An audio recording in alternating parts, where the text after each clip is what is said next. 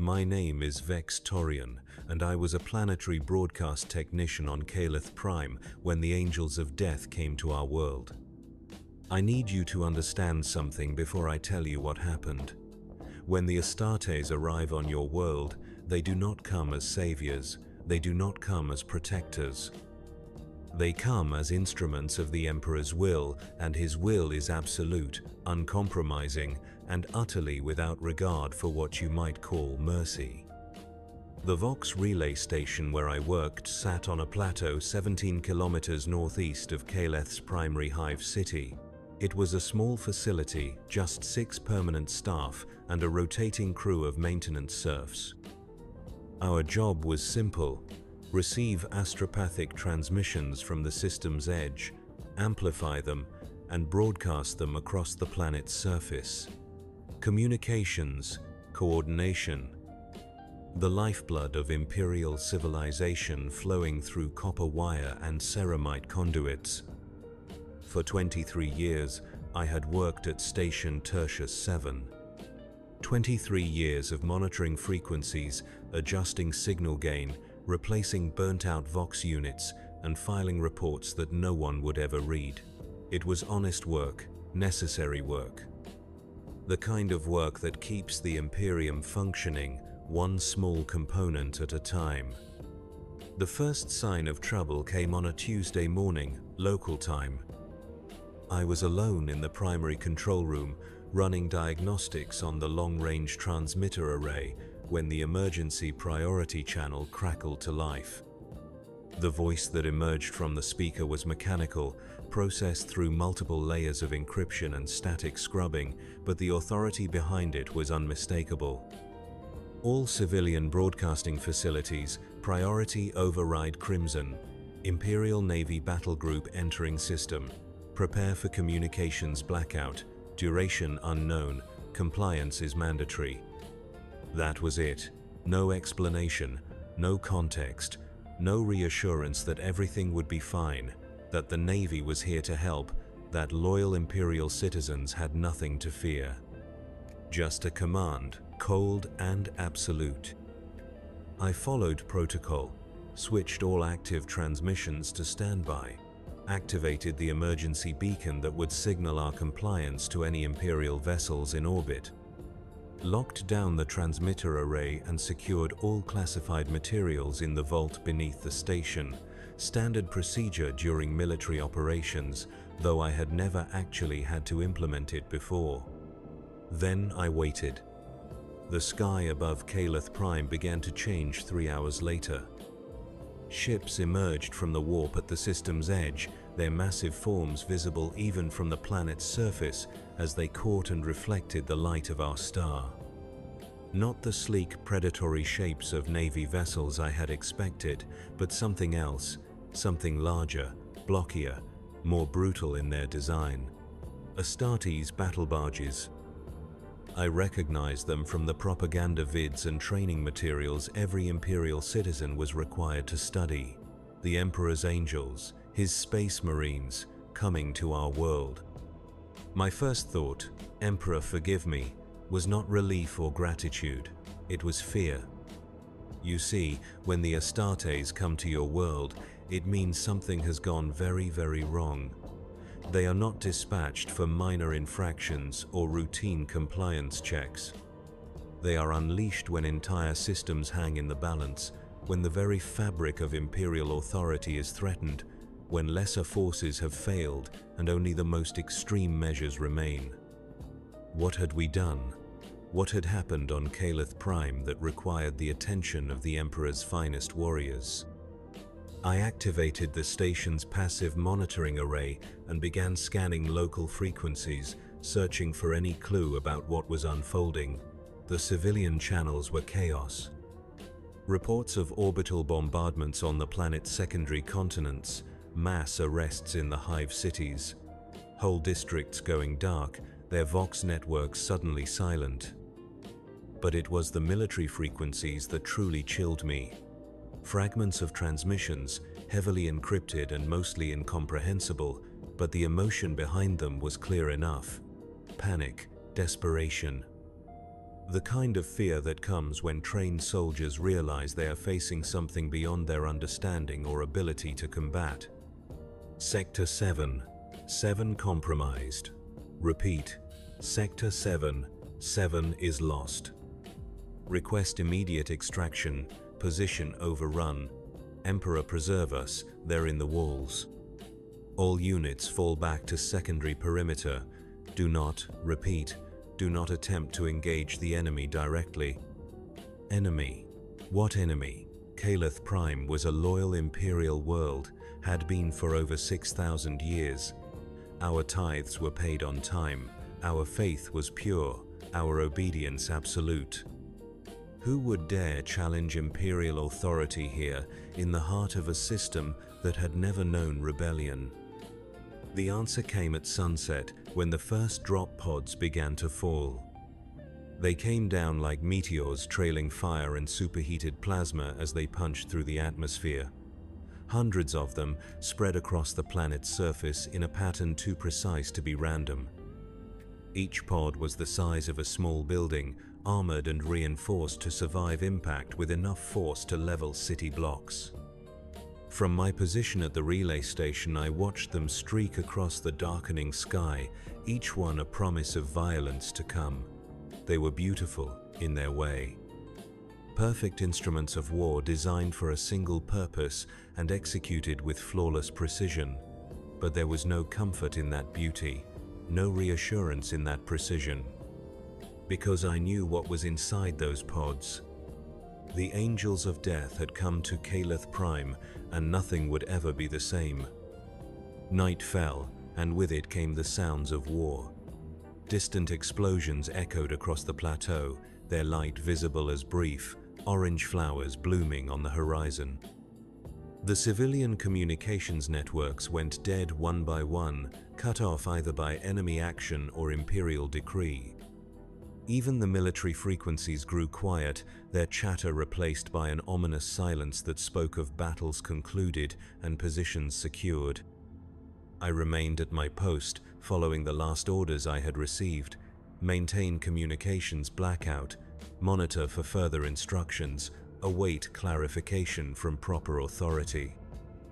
But no instructions came, no clarification arrived. The hours passed in tense silence, broken only by the distant thunder of warfare and the occasional crackle of static from the dead comm channels. It was during the deepest part of the night, when even the sounds of battle had faded to whispers, that I heard the footsteps. Heavy, measured, purposeful. The sound of armored boots on metal decking, coming from somewhere beneath the station. The maintenance tunnels, perhaps, or the equipment bays on the lower levels. Someone was inside the facility, moving with the confidence of someone who belonged there, who had every right to be there. But I knew that was impossible. The station's security systems would have alerted me to any breach. The access codes were changed weekly, known only to authorized personnel. No one could simply walk into a strategic Imperial communications facility without triggering a dozen different alarms. Unless, of course, they were someone for whom locked doors and security systems were merely minor inconveniences. Someone with the authority to go anywhere, do anything, take whatever actions they deemed necessary in service of the Emperor's will. The footsteps grew closer, up the main stairwell now, approaching the control room where I sat frozen at my console, suddenly acutely aware of how small and fragile I was, how utterly insignificant in the grand scheme of Imperial power and purpose. The door to the control room was heavy ceramite, reinforced and designed to withstand everything from explosions to radiation leaks. It would have taken a team of engineers with specialized equipment hours to breach it properly. It opened with a soft hiss of escaping atmosphere, as if someone had simply pressed the release button. He stood in the doorway for a moment, and in that moment, I understood what it meant to look upon a god. Space Marines are not human, not anymore. Whatever they once were, whatever genetic heritage they might have shared with the rest of us, the process of their creation has transformed them into something else entirely, something larger, stronger, more perfect, and more terrible. The warrior who entered my control room stood nearly 3 meters tall, his massive frame encased in power armor that hummed with barely contained energy.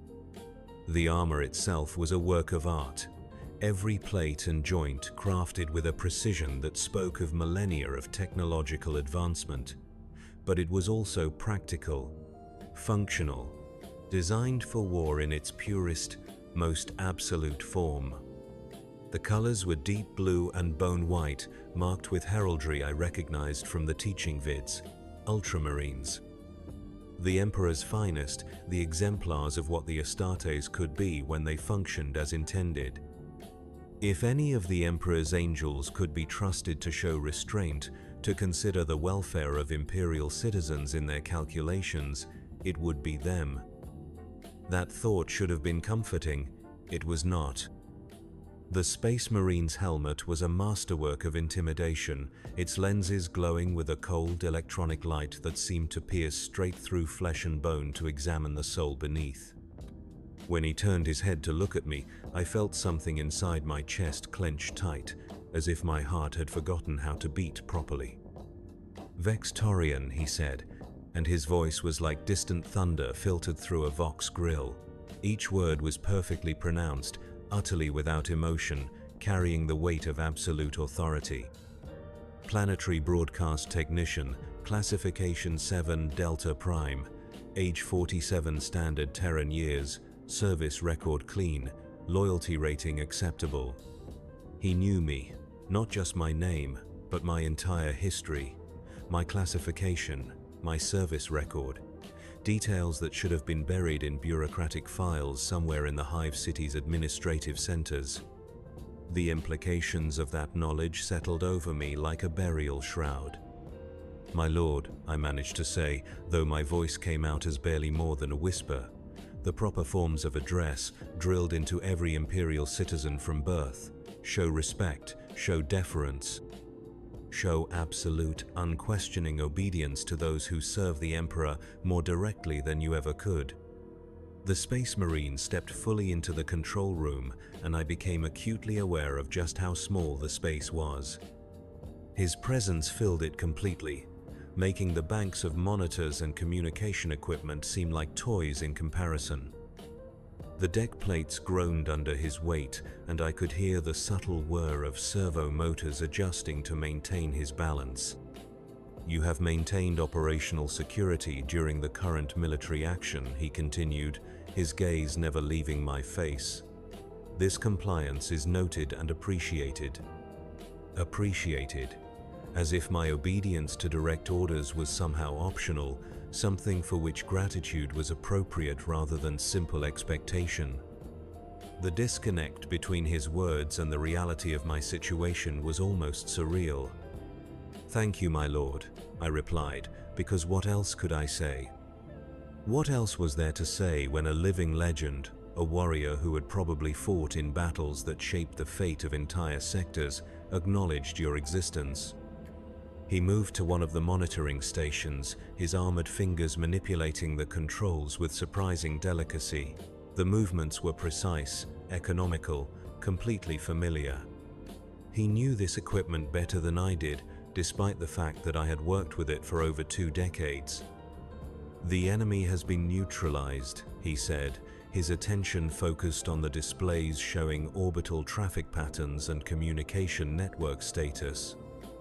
Resistance was more extensive than initial intelligence indicated, but within acceptable parameters for containment and elimination.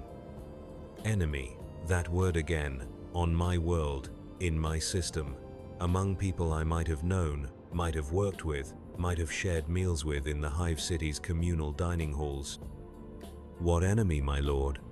The question slipped out before I could stop it, born of 23 years of professional curiosity about the information flowing through my station. The moment the words left my mouth, I realized how presumptuous they sounded, how far beyond my station it was to question the actions of the Emperor's angels. The Space Marine turned to look at me again, and this time I could feel the weight of his attention like a physical thing pressing down on my shoulders.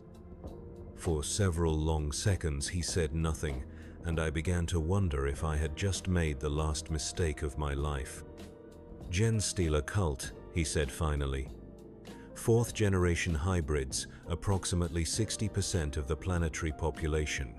Infiltration began approximately 3 centuries ago. Recent acceleration in breeding patterns and coordination indicated imminent planetary scale uprising. The words hit me like a physical blow. 60%, 3 centuries, recent acceleration. Genestealers. The nightmare that haunted every loyal Imperial citizen's dreams. Alien parasites that could infect human beings, twist their genetic structure, turn them into something that looked human but served alien masters with absolute devotion. They were the perfect infiltrators, the perfect corruptors, spreading their taint through families and communities until entire worlds fell to their influence without ever realizing what was happening. And they had been here on Caleth Prime for 300 years, long enough to infect generations, long enough to spread through every level of society, every institution, every family. 60% of the population.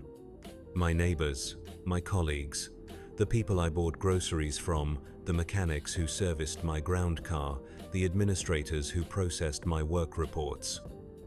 3 out of every 5 people I had ever met on this world had been infected by alien influence, transformed into something that only looked human. And I had never known, never suspected, never seen any sign that anything was wrong. How? I asked, and this time I did not care if the question was presumptuous. How did they hide it so well? How did they infiltrate so deeply without anyone noticing? The Space Marine paused in his examination of the equipment, his helmet turning toward me with mechanical precision. Again, that sense of being examined, evaluated, measured against some standard I could not even comprehend. They did not hide, he said. The signs were there. Subtle changes in behavior patterns. Slight alterations in biochemical markers. Anomalous birth rates in certain population centers. The data was collected, analyzed, and reported through proper channels. The threat was identified and classified for elimination. Identified and classified, as if the corruption of an entire world's population was simply another administrative task to be processed and filed.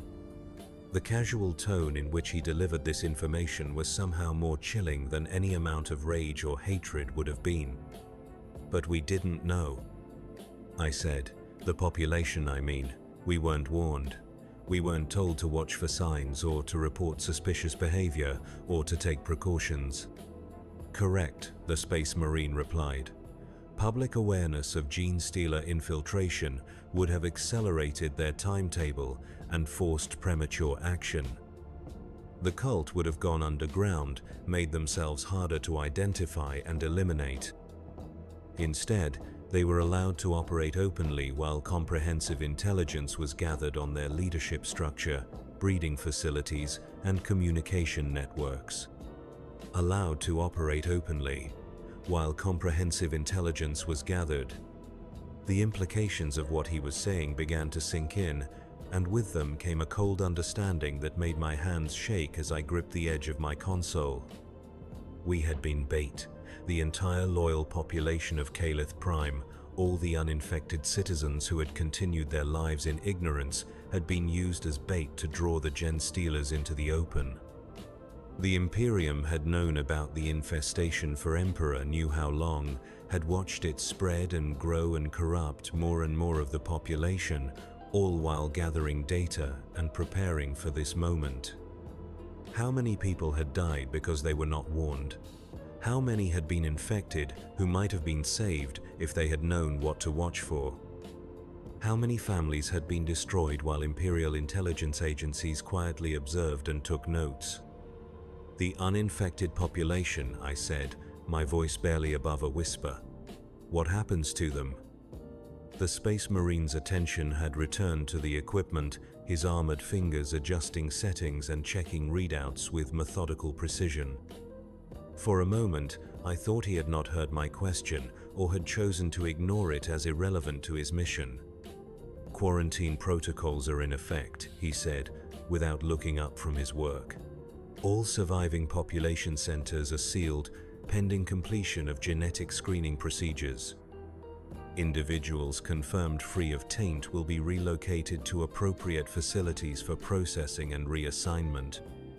Processing and reassignment. More administrative language to describe what was happening to the lives of millions of people. Homes abandoned, families separated. Entire communities uprooted and scattered across the galaxy because they had the misfortune to live on a world where alien parasites had taken root. And that was if they were lucky. If the screening procedures actually worked, if they could prove their genetic purity to the satisfaction of whoever was conducting the tests. If they survived the quarantine conditions and the inevitable overcrowding and resource shortages that came with suddenly imprisoning millions of people.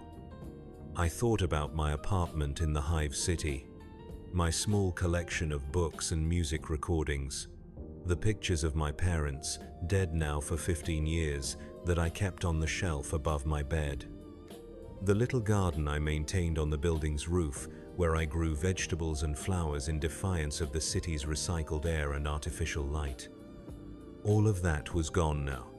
Even if I survived whatever came next, even if I passed whatever tests they had in store for me, I would never see my home again. Never sit in my favorite chair, or tend my small garden, or walk the familiar streets where I had spent my entire adult life. The Space Marine finished whatever he was doing with the equipment and turned to face me directly. The lenses of his helmet fixed on my face with mechanical precision, and once again I felt that sense of being weighed and measured by something far beyond human understanding. "You will remain at your post," he said. "Communication networks will be restored in phases as each sector is cleared and secured. Your assistance will be required to coordinate transmissions between orbital assets and ground-based elimination teams." Elimination teams, such a clean, clinical term for what was happening out there in the dark. Teams of Space Marines and their support personnel moving through the cities and towns and settlements of Caleth Prime, identifying the infected and dealing with them in the most final way possible.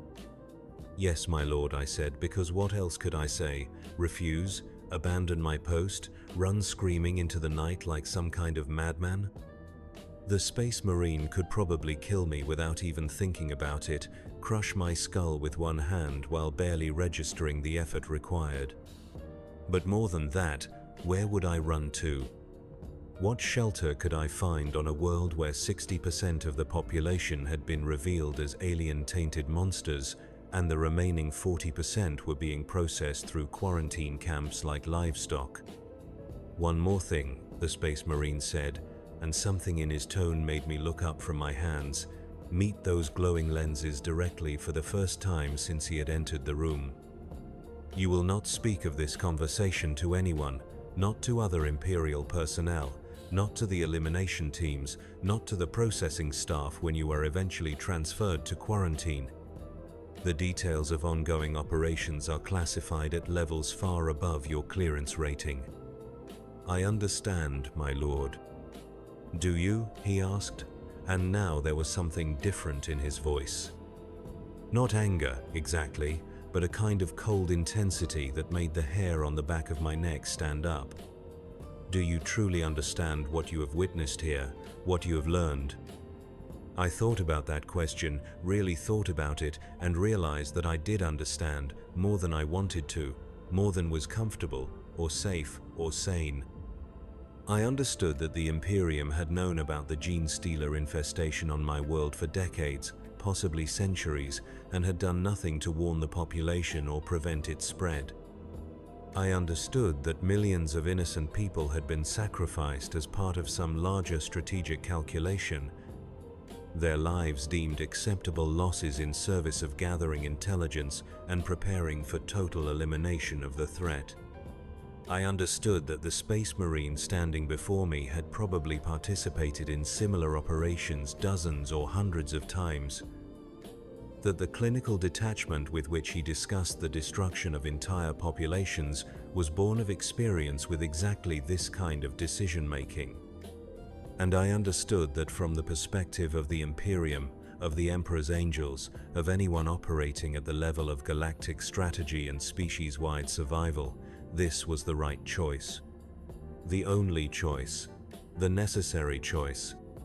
Because gene stealers were not just an enemy to be defeated, they were a corruption to be purged, a taint that spread through contact and proximity and the simple act of existing in the same space as unprotected humans. Left unchecked, they would have consumed not just Caleth Prime but neighboring systems, entire sectors, potentially vast swaths of Imperial space. Better to sacrifice one world and its population than to lose 100. Better to use the uninfected as bait than to risk the infected escaping to spread their corruption elsewhere.